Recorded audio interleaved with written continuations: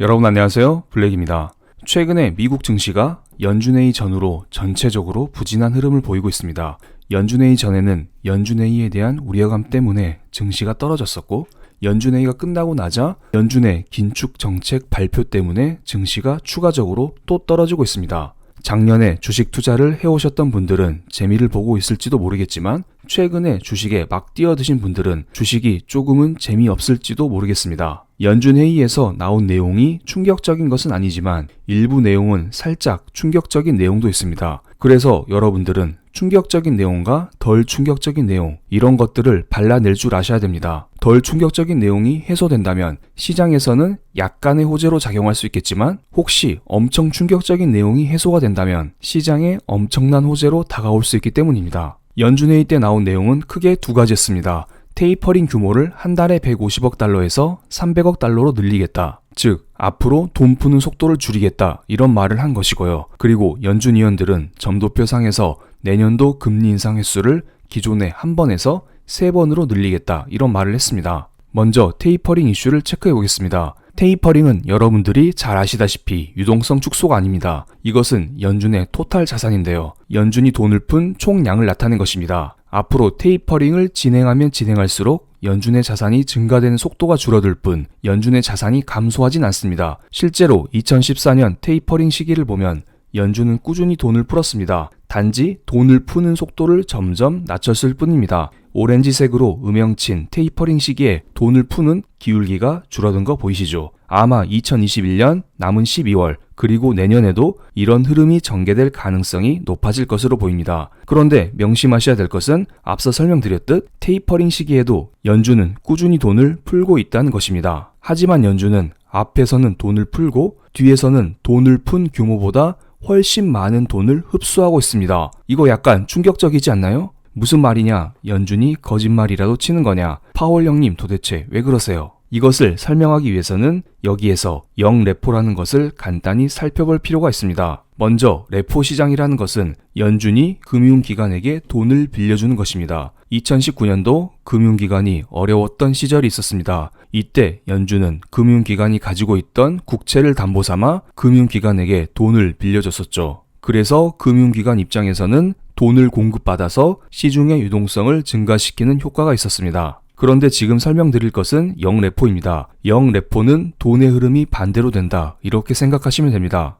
연준은 지금까지 양적 완화를 많이 해왔기 때문에 국채를 엄청나게 많이 들고 있습니다. 그래서 금융기관에게 국채를 빌려주고 이를 담보로 금융기관으로부터 돈을 흡수합니다. 이게 바로 유동성 흡수입니다. 그런데 여기에서 이자가 중요합니다. 만약에 이자가 0%다. 그러면 금융기관 입장에서는 돈을 빌려줄 이유가 하나도 없습니다. 이자도 못 받는데 왜 내 돈을 빌려줄까요? 그래서 연준은 이자를 컨트롤하면서 금융기관으로부터 자금을 흡수해 오고 있습니다. 영레포 금리를 하나씩 보겠습니다. 음영친 부분이 코로나 경제 위기가 터졌었던 2020년도 3월, 4월 이때입니다. 코로나 경제 위기가 터지기 전에는 영레포 금리가 1%대였습니다. 그런데 코로나 경제 위기가 딱 터지자 연준은 영레포 금리를 바로 0%까지 떨궜습니다. 금융기관에게 이런 말을 한 것입니다. 너네들 우리한테 돈 맡기지 마. 그냥 너네들 가지고 있는 돈으로 시중의 유동성을 팍팍팍 뿌려줘.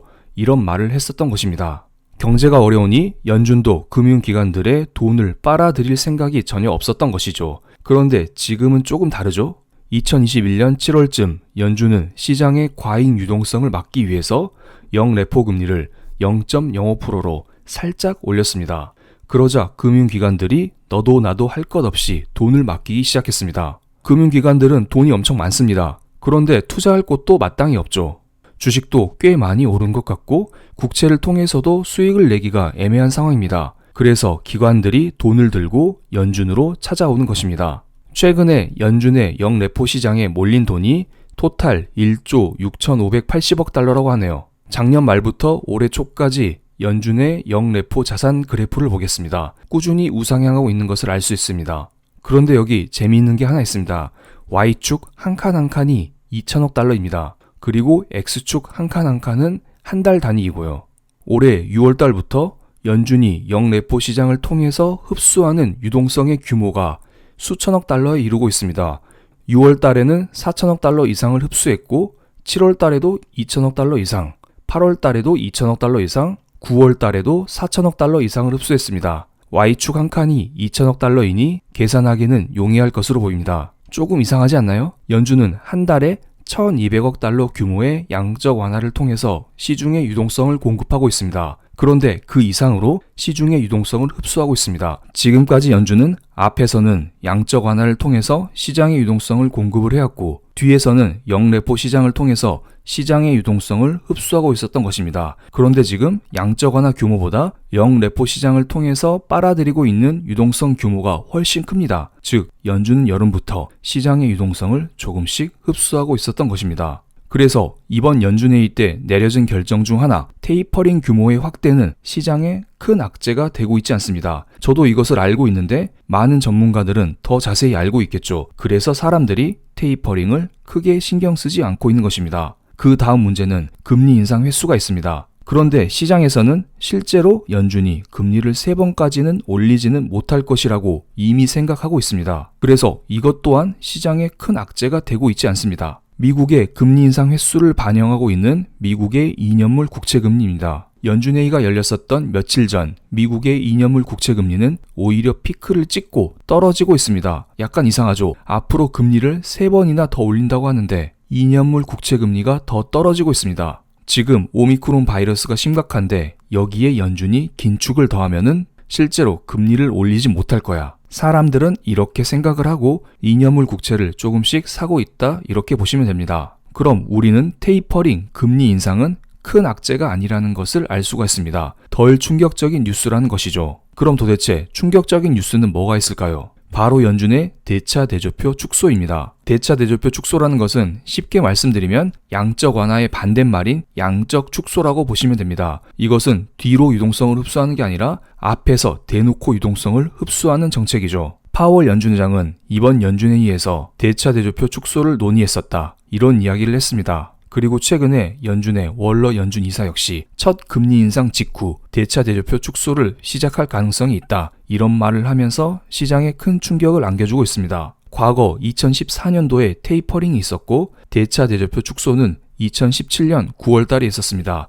여기 그래프 잘 보시면 연준의 자산이 대차 대조표 축소 이후에 조금씩 감소하고 있는 거 보이지 않나요? 그때 당시에는 테이퍼링 이후 3년 있다가 대차 대조표 축소가 있었는데 이번에는 내년에 바로 대차 대조표를 축소할 수 있다, 이렇게 말함으로써 시장을 매우 불안하게 만들고 있습니다. 제가 볼 때 이것은 약간의 겁주기 정책인 것도 같습니다. 어쨌든 이 문제는 어느 정도 해결되어야 시장의 반등이 나오지 않을까, 이런 생각을 하고 있습니다. 그리고 지금 시장의 악재가 하나 더 있습니다. 바로 오미크론 코로나 변이 바이러스죠. 미국의 코로나 신규 확진자 수를 보겠습니다. 작년 말 올해 초 코로나 때 이렇게 확진자 수가 증가했었다가 델타 코로나 때 코로나 확진자 수가 이렇게 한번 증가했었죠. 그리고 지금 오미크론 때 코로나 환자 역시 스물스물 올라오고 있습니다. 여기에 미국 뉴욕에서 코로나 확진자 수가 최대치를 기록했다는 소식도 있습니다. 일부 기사를 읽어보겠습니다. 미국은 코로나 사태 초기 진앙인 뉴욕에서 지난 17일 21,027명의 신규 확진자가 나와 하루 최다 확진자를 기록하는 등 코로나 확산세가 가팔라지고 있다고 합니다. 여기에 미국 최근 7일간 하루 평균 코로나 확진자는 2주 전보다 31%나 증가했다고 하죠. 사망자도 23% 증가했다고 합니다. 그래서 크리스마스 연말 파티를 취소하거나 미국 풋볼리그나 미국 프로농구 등 스포츠계도 경기 일정을 잇따라 취소하고 있다고 합니다. 이거 약간 느낌이 2020년 3월달 초창기 코로나 때와 약간 비슷하지 않나요? 오미크론이 생각보다 너무 빠르게 확산되고 있기 때문에 전 세계는 다시 락다운에 돌입하고 있는 것입니다. 이렇게 되면 경제가 어려워질 수 있겠지만 무엇보다도 공급망 이슈가 다시 터질 수가 있습니다. 지금도 물가가 높은데 여기에서 물가가 더 높아질 가능성도 고려를 해야 될 필요가 있습니다. 그래서 지금 증시가 약간 주춤거리는 것이고요. 아마도 오미크론에 조금 더 익숙해져야 증시는 반등할 수 있지 않을까, 이런 생각을 개인적으로는 하고 있습니다. 그럼 오늘 영상 여기에서 마치겠습니다. 감사합니다.